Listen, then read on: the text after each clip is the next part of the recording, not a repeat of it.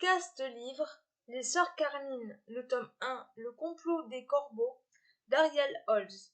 Présentation du roman. Le titre en VO du roman est Le complot des corbeaux. Il a été publié en France en 2017 aux éditions Nemos Collection Naos. Il fait 263 pages. Je lui ai mis la note de 9 sur 10 et le conseille aux adolescents à partir de 14 ans. 4e de couverture. Mes Rivière Carmine est une monte en l'air, un oiseau de nuit qui court les toits et cambriole les manoirs pour gagner sa vie. Avec ses sœurs, Tristabel et Dolorine, la jeune fille tente de survivre à Grisaille, une sinistre cité gothique où les mœurs sont plus que douteuses.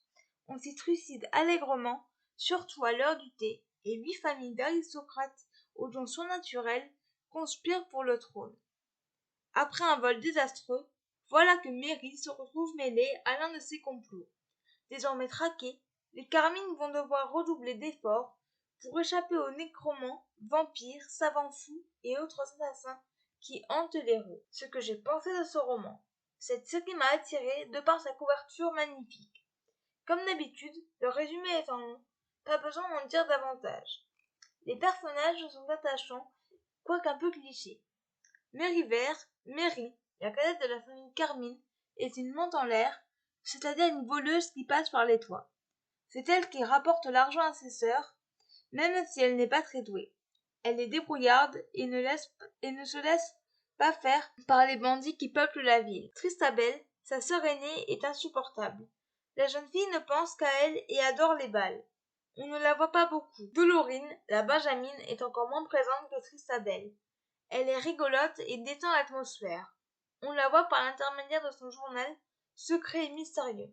Elle est accompagnée de Monsieur Nix, une poupée de chiffon, qui semble lui parler. Les autres personnages sont secondaires, mais apportent quelque chose à l'intérieur. L'écriture de l'auteur et l'univers sont très bien travaillés.